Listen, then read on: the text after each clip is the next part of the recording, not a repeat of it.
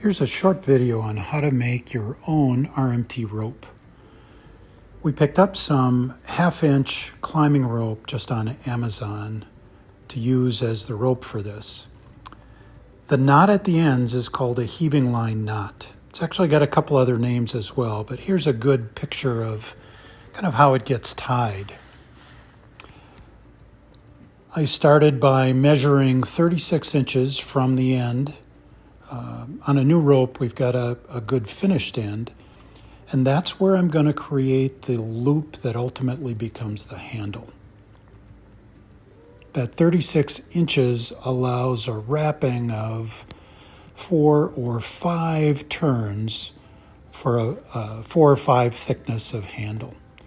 You go down just under 1/3 of the way, and that's where you're going to start wrapping. Take the loose end, wrap it around the rope, and then up toward the loop.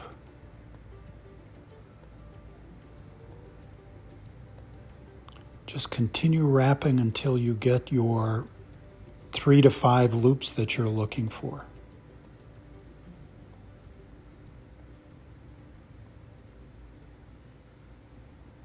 To finish it off, the loose end goes between the loop and pulled forward. This lets you then pull the long side of the rope and tighten it.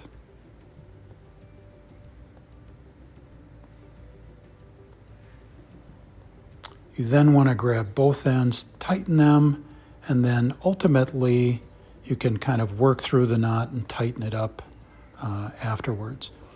If at this point it's not what you like or you need to redo it, just back it out and start over.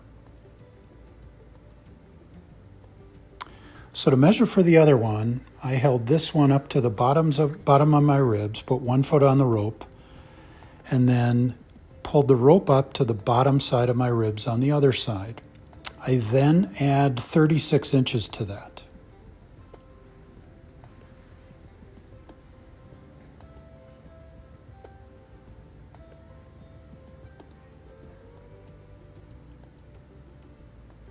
This gets the rope long enough for me. For me, it was about 14 feet total. I'm 6'1", so that fit pretty well. Here we just cut it, and then we'll go ahead and tie that other end.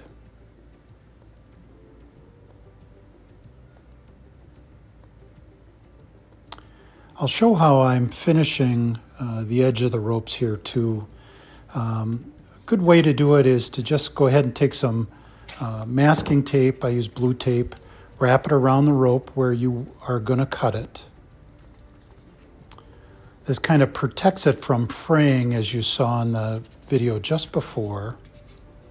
And I did this with the end of, we made 2 ropes, so I did this with all 4 ends.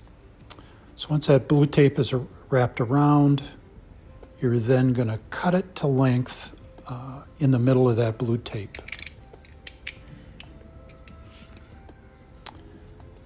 Use a little backing board so that you can get through and keep it tight.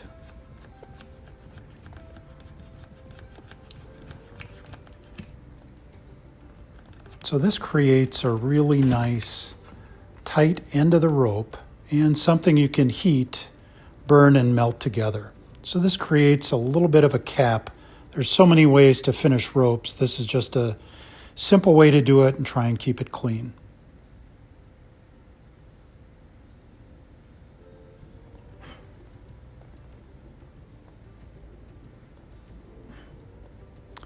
Now as we let it cool, that hot rope gets really hot and melty.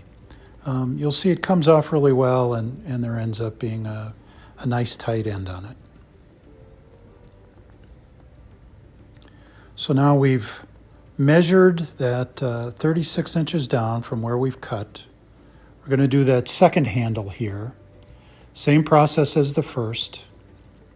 Make your loop, go down about 1/3 of the cut end rope, and that's where you're going to start winding.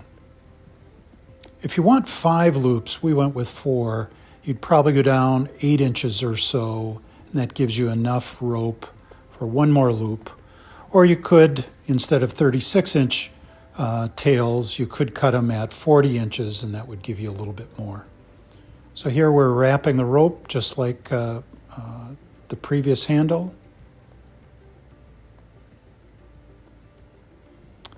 And as you get to the end, it slides through the loop. Hold it tight and pull at the long end. It snugs right up. These were really easy to make. Again, I kind of cleaned up the loose ends after we made them, and this ended up just the right size. You can obviously tie knots in them to make them shorter or adjust them up and down.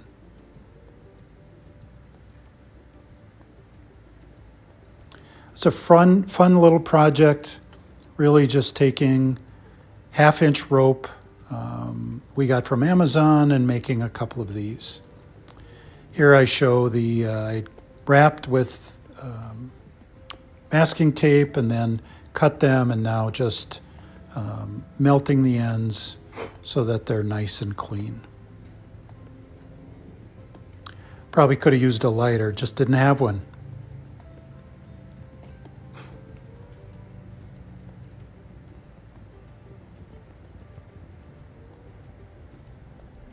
Turned out good for our first set of ropes.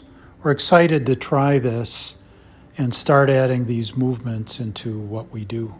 Thanks for listening and watching.